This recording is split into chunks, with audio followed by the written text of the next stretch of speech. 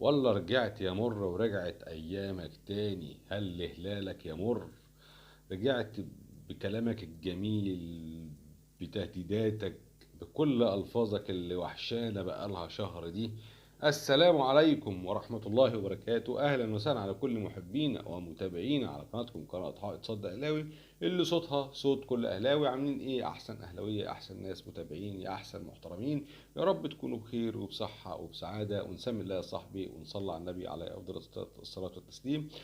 وعايز اقول لك لاول مره بتشاهدني، استاذنك لو عجبك الفيديو تشترك في القناه وتفعل زر الجرس وتشرح على في كل مكان، وتشرفت تعليقك في القناه. طيب اول حاجه كده في الحلقه هنبدا بيها عزاء واجب للكابتن حسين الشحات في والده. ربنا يرحمه ويغفره ويغفر له ويلهم الاهل الصبر والسلوان. ربنا يرحمه يا كابتن حسين ويصبركم جميعا. طيب نخش بقى في الحلقه. الكابتن او الاستاذ مرتضى منصور طلع علينا النهاردة بالتهديدات وبالكلام بتاعه الجميل ده، وبيقول لك ال ال انا رجعت تاني والخطيب ما حبسنيش. وبيقول لك كمان جمهور الزمالك يحزن ليه. جمهور الزمالك يحزن ليه.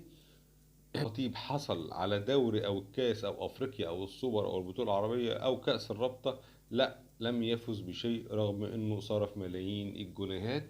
طيب بالنسبه هنرد على الاستاذ مرتضى منصور ونقول له: طب يا استاذ مرتضى، انت حضرتك لسه خارج من السجن امبارح، وطلعت واتكلمت كده وبتتكلم بقلب قوي على البطولات وكل اللي انت حضرتك قلته في الفيديو. يعني مش حاسس بان في كارثه في نادي الزمالك؟ وحضرتك مش حاسس ان في نصيبه في نادي الزمالك؟ وانت مش حضرتك مش حاسس ان جماهير نادي الزمالك في معاناه بسبب النتائج والاسواق، سوء النتائج والاداء السلبي اللي بيحصل في النادي؟ حضرتك حاسس بكل ده؟ مش واعي بكل ده؟ مش مدرك كل ده؟ طب دي حاجه. الحاجه التانيه حضرتك، الاهلي في بطوله افريقيا لسه ما خرجش، وان شاء الله هناخدها. كأس الرابطة، عشان بس افكر حضرتك برضو ان كأس الرابطة الاهلي اعتذر وما دخلش البطولة، يمكن تاخدها ما خدتهاش. بالنسبة لكأس مصر ان شاء الله احنا في النهائي مع بيراميدز، وان شاء الله هنكسب بإذن الله وهنتوفق. حضرتك احنا دلوقتي فرق بيننا وبينك في الدوري الحالي بتاع 17 18 نقطة ومتصدرين، وانت حضرتك في المركز الخامس او السادس وبتنافس كمان على السابع، يعني في المراكز المتأخرة، وضمنت انك تقعد في الدوري. يعني مش هنقول هتهبط، ضمنت 33 نقطة، يعني ضامن انك تقعد في الدوري. تمام. في ايه تاني حضرتك عايز ما تطلع تشوف ايه المشكلة او ايه الكارثة اللي حاصلة في نادي الزمالك وتقعد كده بس وتهدى؟ طالع بتهدد، طالع بتهدد يا استاذ مرتضى. طب هو ده كلام؟ ده كلام راجل المفروض ان هو راجل مسؤول وراجل دولة؟ طب دي حاجة. بيقول لك طبقا للقانون كان المفروض أروح أي مستشفى، لكن خوفا من حدوث تجمهر أمام المستشفى فضلت إن أروح السجن وادي النطرون. طب أنت حضرتك قلت في الفيديو اللي حضرتك قلته إن مفيش خيار وفقوس. طب ما أنت حضرتك أهو أنت اللي بتختار، أنت اللي اخترت إنك تروح سجن وادي النطرون، يعني أو المستشفى، أو فضلت إنك تروح السجن. يعني السجن يعني ايه المشكله؟ انت انا حسيت كده في كلامك انك زي ما يكون طالع تضايق الكابتن خطيب او جماهير الاهلي. لا، احنا ما بنتضايقش خالص، احنا ما بنتضايقش خالص، واحنا بنحترم القانون وفي دولة قانون. ولسه اما نشوف حضرتك هتقول ايه كمان في المؤتمر الصحفي اللي انت عامله يوم الجمعة، وهنشوف ردك هتقول ايه. طيب بقول ما شفتش سجون زي استاذ مرتضى منصور يا جماعة بيطلع يتباهى، بيطلع يتباهى بيقول اللي عايز يخش السجن يخش. يا سلام، بيطلع يفتخر بالسجون المصرية. بقول لك ما شفتش سجن زي اللي عندنا، ولا امريكا ولا في انجلترا ولا في المانيا. وكمان طالع مشكورا يشكر وزير الداخلية. ايه ده؟ ايه الجمال ده؟ انت بتوصف ايه يا استاذ مرتضى؟ بتوصف السجون بتاعتنا؟ بتوصف السجون بتاعتنا؟ هو ده حالنا؟ هو ده بقى حالنا؟ وتصريحات مسؤول زي حضرتك كده طالع يتكلم وعادي مفيش مشكلة. طيب قلت سنعلن عن الجهاز الفني الجديد للزمالك في المؤتمر الصحفي المقرر يوم الجمعة المقبل الساعة 10 مساء. هنشوف هو ده اللي تتكلم فيه بقى؟ هو ده اللي تشوف في المؤتمر الصحفي، تقعد وتشوف هل هتجيب مدرب أجنبي هيكمل معاك نص السيزون دوت ويبقى بداية إعداد للموسم اللي جاي، ولا حضرتك هتمشيها إزاي؟ واللعيبة اللي موجودة اللي أنت حضرتك طلعت ونفخت فيها ديت، وقلت اللعيبة دي ومسكت فيها وثبت قوي وما توفقتش، ولا اللعيبة دي عملت حاجة. ماشي، دي حاجة. معانا كمان تصريحات للأستاذ عامر حسين: سنرسل الأمن لتحديد أعداد الجماهير التي تحضر نهائي كأس مصر ما بين الأهلي وبيراميدز، وسيكون العدد مناصفة بين الفريقين. طيب أنا عايز أقول بس للأستاذ عامر حسين، مناصفة إزاي يا أستاذ عامر؟ هو في أصلا جماهير لبيراميدز؟ حد يا جماعة يقول لي، يمكن في جماهير لبيراميدز وإحنا مش عارفين. أستاذ عامر حسين فوق شوية، يعني خدوا بالكم من كلامكم واعرفوا انتوا بتقولوا ايه، ما هو مش اي رصة هنطلع نقوله وخلاص. حديث الجماهير السودانية بشأن حجز تذاكر لقاء الأهلي والهلال غير صحيح. الجماهير السودانية ديت تعبانة، عندها تعب بالبيانات اللي هم بيطلعوها، وبيدخلوا موضوع بورسعيد، وبيعملوا إرهاب قبل الماتش، وبيعملوا ضغط عشان لعبتنا ما تركز، لكن احنا جاهزين لهم وفايقين لهم، وإن شاء الله هنعمل معاهم الصح في الملعب، وهنلعب معاهم كورة. هم مش يعني مش هيستوعبوا ان ده الاهلي اللي قابلوه في السودان، وان شاء الله الرد هيكون في الملعب عليهم. طيب، في كمان الاستاذ عامر حسين قال لك حددوا ماتش مباراة الاهلي وبيراميدز 10 ابريل نهائي كاس مصر الساعة 9 وربع على استاد القاهرة، ان شاء الله بالتوفيق، وهتكون البطولة من حظنا ومن نصيبنا، وان شاء الله لعيبة الاهلي رجالة واحنا كلنا واثقين فيهم ان شاء الله. تصريح الوزير هناخده على مسطرة ونتحاسب كلنا من الوزير للغفير، ده كان تصريح الأستاذ محمد شبانة. سيادة الوزير، بص يا أستاذ محمد، سيادة الوزير مش هيعمل حاجة، صدقوني مش هيعمل حاجة، مع احترامي الكامل لشخصه مش هيعمل أي حاجة خالص، ومرتضى منصور هيرجع لنادي الزمالك تاني. فكل ده ما تضحكوش على الناس، ما تضحكوش على الناس. ايه من ناس مطبلاتية لنادي الزمالك، هل عايزين الزمالك يفوق ازاي؟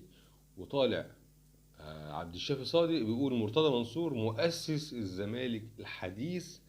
مؤسس نادي الزمالك الحديث، ده اللي كان بيقوله الأستاذ عبد الشافي صادق، مؤسس الزمالك الحديث. يا سلام، شفتوا بقى؟ شفتوا؟ ما هم دول التطبيل ده اللي بيرجع الدنيا تاني ورا، التطبيل اللي بيرجع الدنيا ورا، الدنيا خربانة وهم برضو بيطبلوا لمرتضى بمنصور. طيب، الانضباط وسمعة الرياضة هدف استراتيجي للوزارة، ده تصريح للأستاذ أشرف صبحي. فين الانضباط يا أستاذ أشرف؟ حضرتك خدت قرار في حاجة؟ طب حضرتك خدت قرار مع مرتضى؟ طب حضرتك قلت له مثلا ما ينفعش تروح نادي الزمالك غير لما نشوف اللائحة والدنيا ماشية ازاي؟ بص يا استاذ اشرف، خدها مني وقولها لله، احنا وزارة باتحاد كورة برابطة اندية، على الله حكايتنا، ولا نفقه اي حاجة، هي الكورة هنا ماشية عندنا بالبركة بالبركة.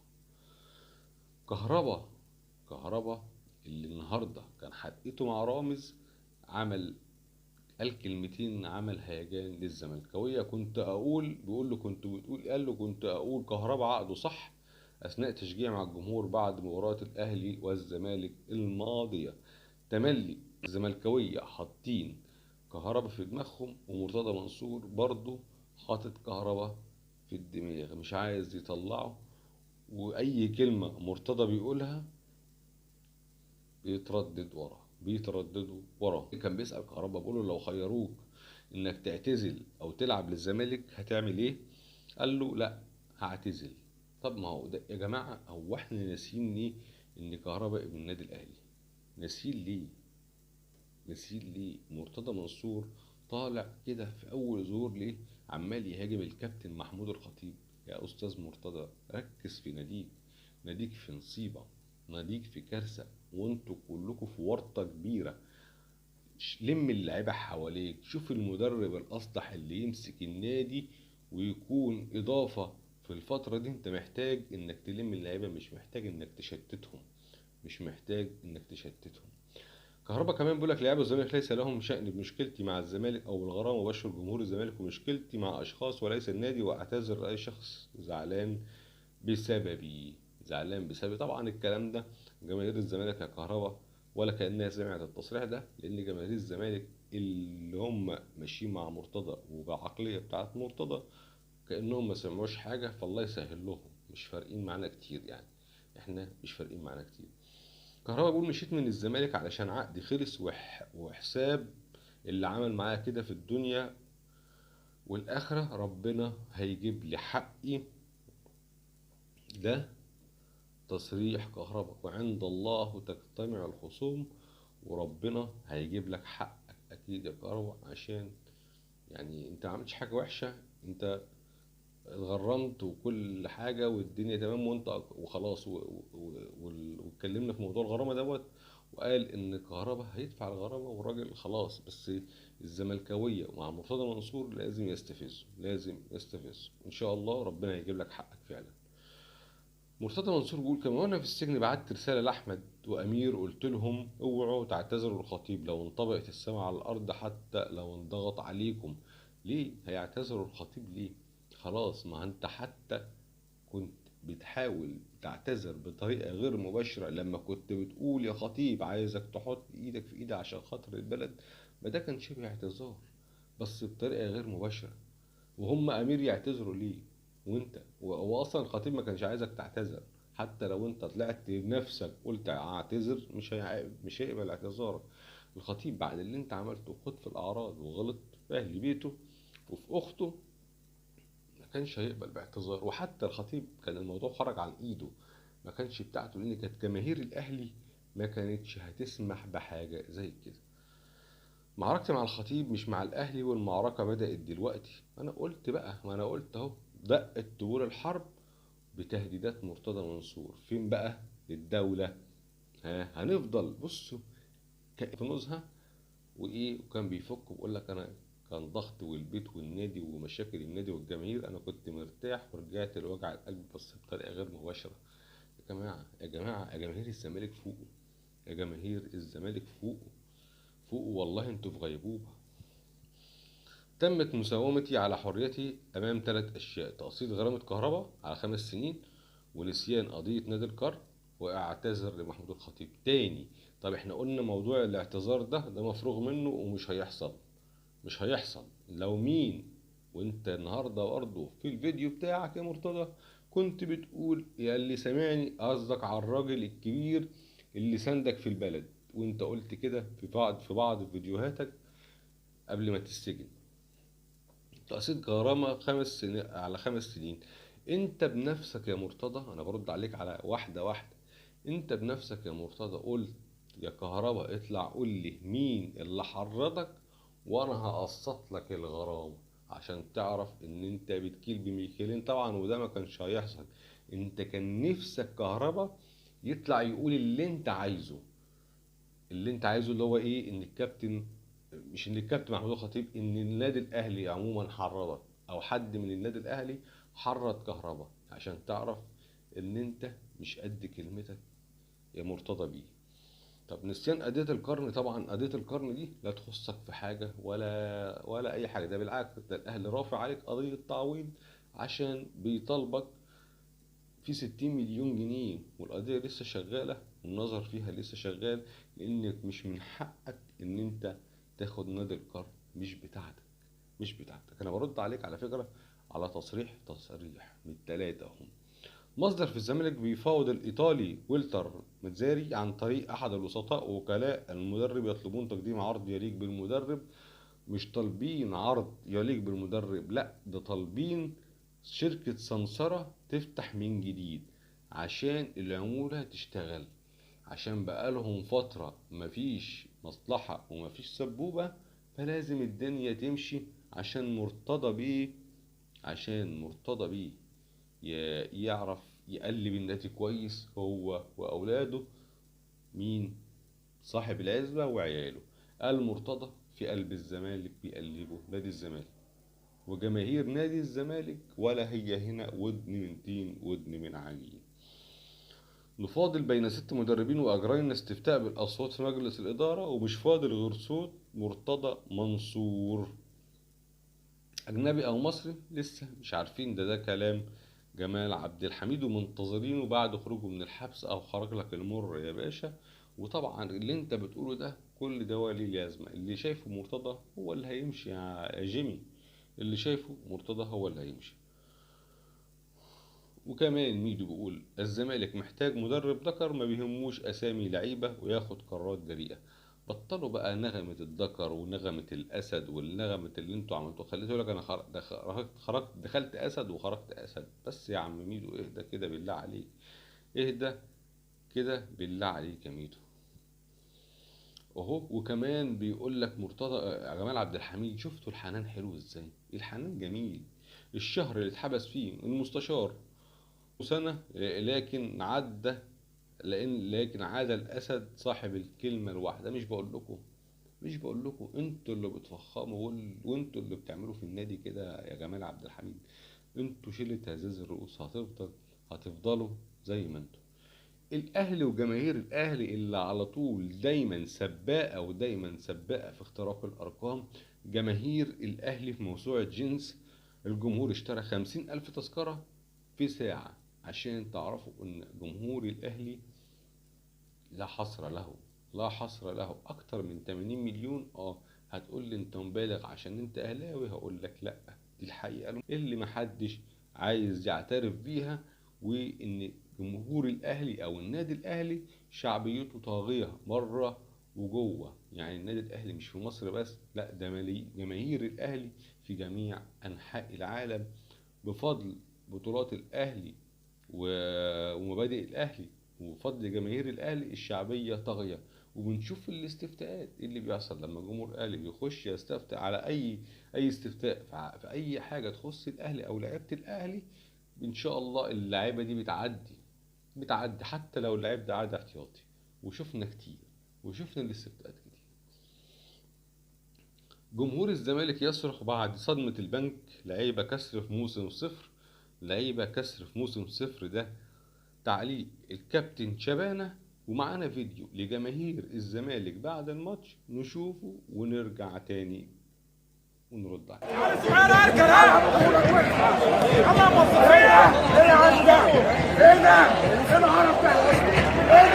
لعيبة وسخة يا ولاد الوسخة.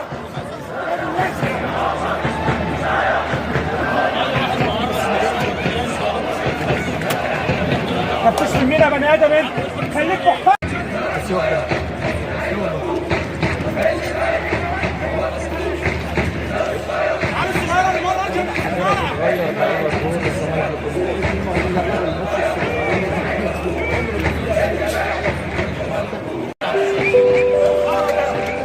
دقيقة 43 من الشوط الثاني يحرز محمد إلى رقم 25 الهدف الثاني نادي البنك الأهلي لتصبح النتيجة 2-0.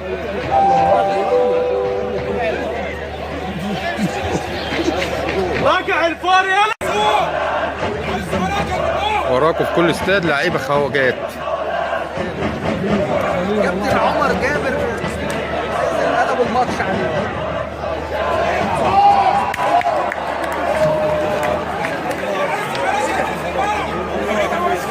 السلام اللي كمل عليه.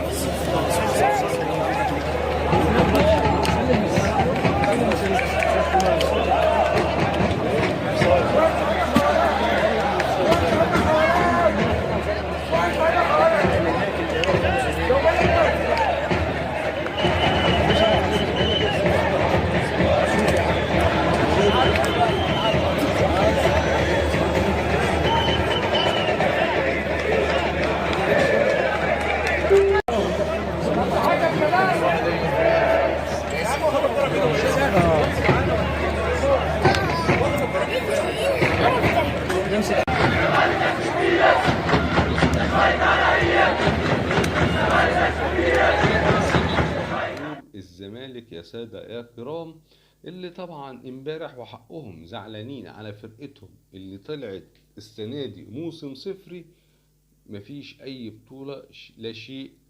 موسم بالنسبة لهم للنسيان، عشان محدش شاغل باله بالجمهور. الجمهور بصراحة بيروح وبيعمل اللي عليه، بس اللعيبة مش رجالة ومش مقدرة تيشيرت نادي الزمالك، مش مقدرين تيشيرت نادي الزمالك، فالجمهور ساير وغضبان، وده حقهم.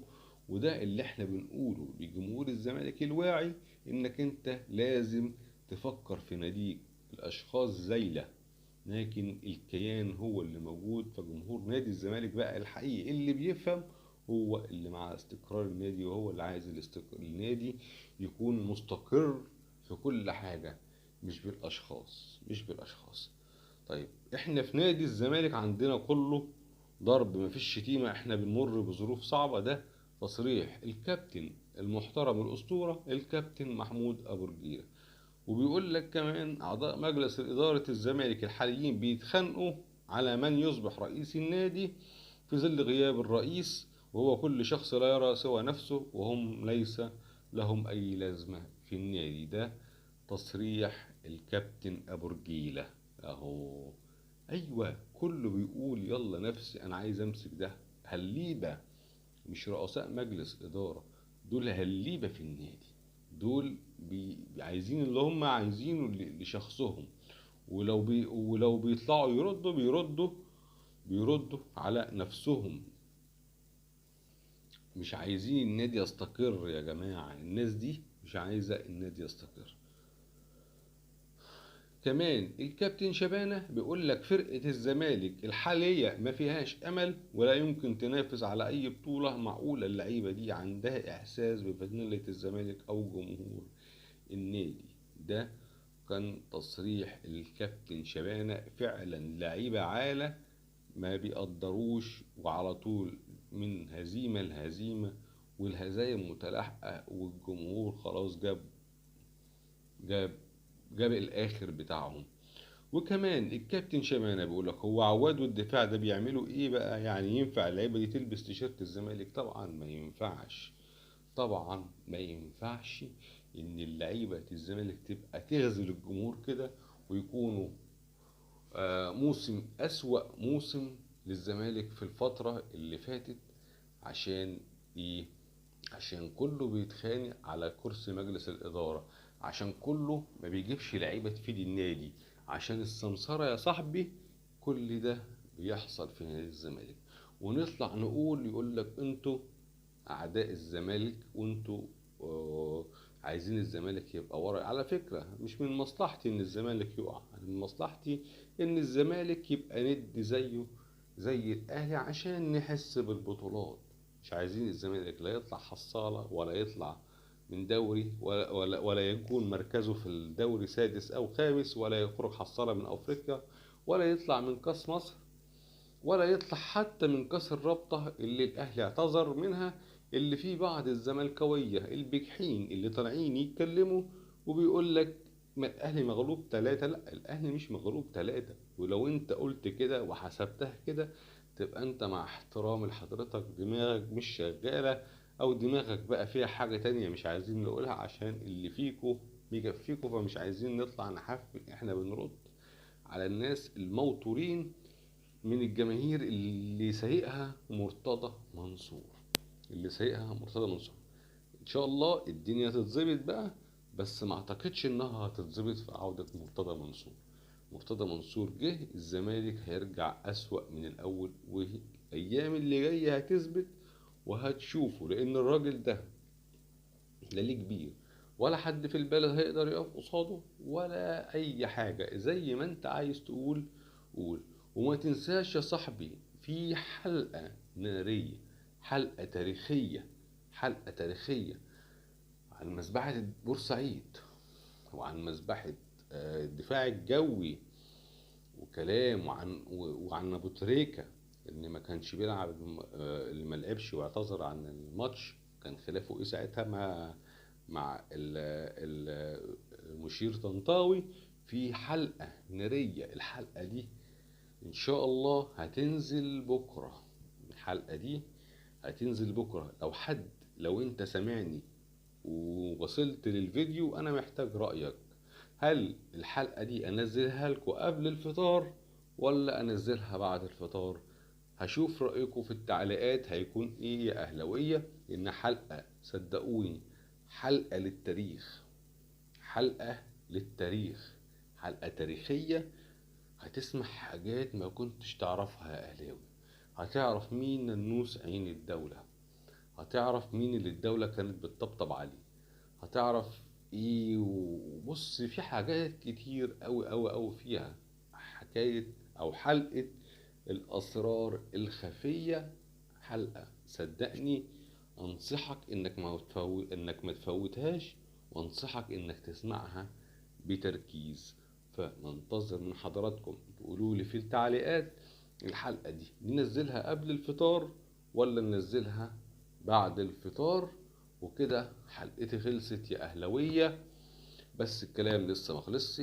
الأهلي كبير، الأهلي عظيم، الأهلي فوق الجميع، الأهلي القمة اسم على مسمى.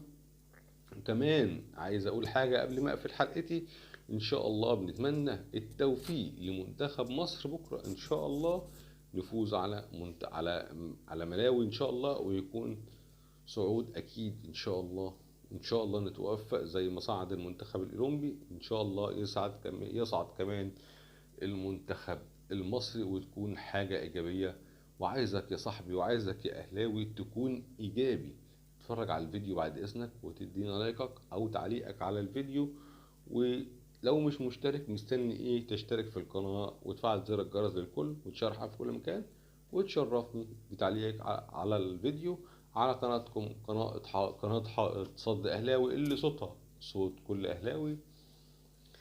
الأهلي فوق الجميع، والأهلي القمة اسم على مسمى، أحسن جمهور لأعظم نادي في الكون. والسلام عليكم ورحمة الله.